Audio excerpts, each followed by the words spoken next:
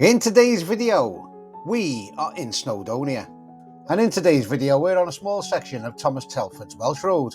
It's believed that up to 40% of Thomas Telford's Road that was built in the early 1800s is still in use today. The road drives straight through the heart of Snowdonia, and yet it is still relatively flat. This particular section that we're going to be looking at today takes us through a small village that is only home to 487 people, and yet accommodates tens of thousands of people every year.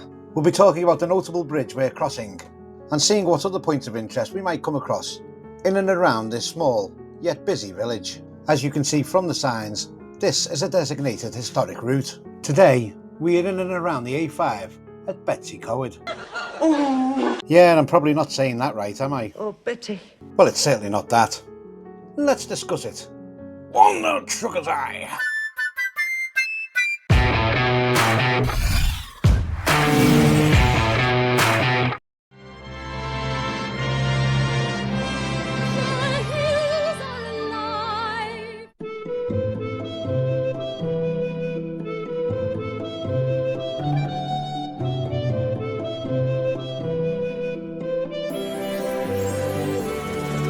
There's absolutely no explanation required as to why this area attracts so many visitors. Snowdonia, as us English folk call it, is a designated area of outstanding beauty, and you'll certainly not get any arguments from me.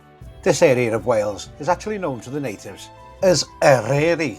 Apologies in advance to all my Welsh viewers. I suppose at least I gave it a go. Mount Snowdon itself is the biggest peak in Wales, and is probably the biggest single attraction in the area, as it attracts many hikers who all want to conquer its 1,085 metre height. 1,085 metres being 3,560 feet. But whilst the area of Snowdonia is known to the Welsh as Eryri, the actual mountain of Snowdon has its own Welsh name, unfortunately for me. Its proper Welsh name is Arwydfa. I do hope you don't mind, and I think it's best all round if I just call it Mount Snowdon. Mount Snowdon isn't just restricted to hikers and walkers though, as it has a much more leisurely way of getting to the top, as you can see in their official video.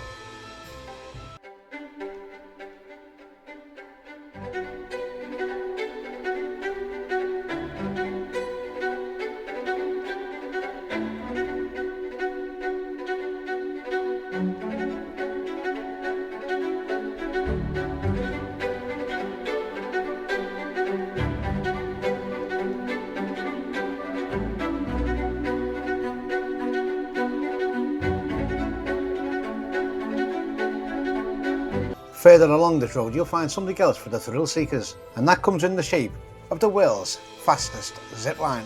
Zip World at Penrhyn-Quarry in Bethesda, I might have pronounced one right there, is the fastest zipline and the longest in the UK. It travels 1.5 kilometres across the Penrhyn-Quarry, which is just under a mile. For a while it was the longest zipline in Europe. That has now been taken by the Betws-y-Coed Canyon in Slovenia, but it is still the fastest zipline in the world, and riders will reach speeds of well over 100 miles an hour. Just the odd 80 mile an hour or so more than you can travel on a lot of Welsh roads, thanks to the Welsh Government. For the past 3 minutes in this video we've actually been travelling north away from Betws-y-Coed, but it's back to Betws-y-Coed that we need to go to visit another Zip World attraction before we actually take a look at the village itself.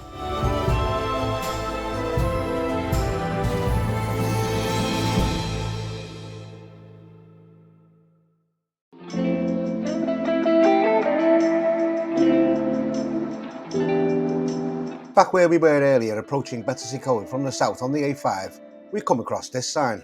As I had passed it, it was hidden in the undergrowth, but using an earlier version of the photograph you can see that if you were to turn right here, you would end up at the first Zip World. Opened in 2007 and originally called Treetop Adventures, Zip World Forest includes many attractions, including this forest roller coaster as seen on their website. So along with the outstanding scenery, the mountains, the attractions and everything else around the area, you can see why the area attracts so many visitors every year. And arguably without Thomas Telford's Welsh Road of the early 1800s, a lot of these other attractions might not be here either. But I wonder just how many of those attractions might be here in 200 years from now.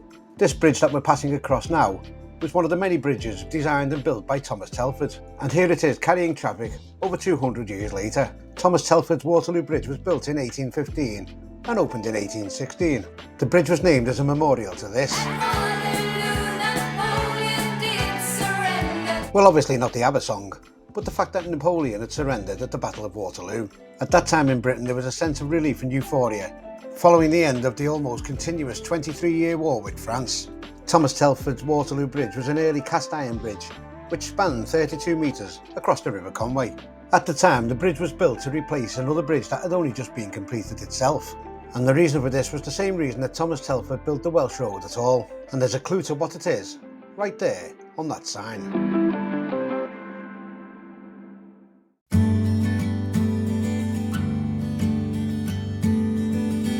Following the Act of Union in 1800, which formally joined Great Britain and Ireland together, Thomas Telford was tasked with improving the road from London to Holyhead.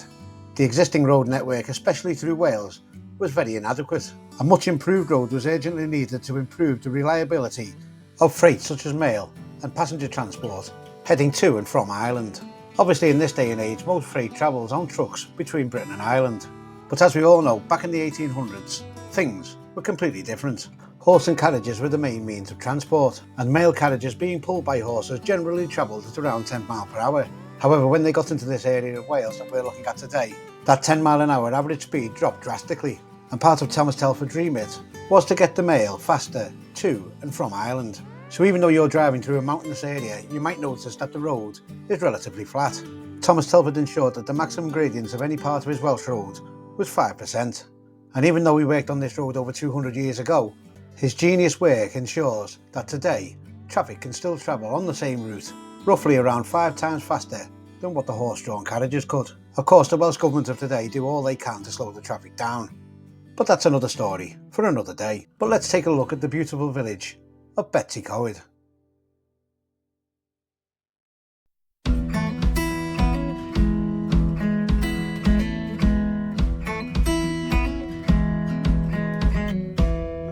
So this is the beautiful picturesque village of Betws-y-Coed. Ready? The population of the community as of 2021 census was just 476. But as you can see from the footage, there are plenty of hotels in the area, which sees a very much higher temporary figure of inhabitants. In fact, if you use the TripAdvisor website, they state that there's 66 hotels in this small village alone. And as you can see as you scroll through the hotels, most of them are very picturesque. There is, however, one last building that we're going to be looking at in this video, and this building is ugly. And that's not me being nasty, as that is the genuine name given to this house. And this is the aforementioned ugly house, coming up on the right hand side. Despite its name, it's anything but ugly, and there are many different bits of folklore as to who built the house. These days, Ugly House is a very popular tea room, with some visitors saying that this is the place that you get the best Welsh rarebit ever. The name Ugly House came from the Welsh name of the river that it stands right by. Luckily enough, this is the last Welsh name I'm going to try and have to pronounce, that river being the River Clogwy. There was one quote on the Third Eye Traveller website that did catch my eye. Notice how they state that you might actually miss the Ugly House as you whiz by on the road that's a national speed limit. And the reason you're able to do that national speed on a road that's over 200 years old is down to the genius of Thomas Telford. It's time for us to get back on the road again. I do hope you've all enjoyed this video, and if you have, please give it a thumbs up. And don't forget, if you haven't subscribed to the channel, then please consider doing so. And I'll see you all next time. One truck a die.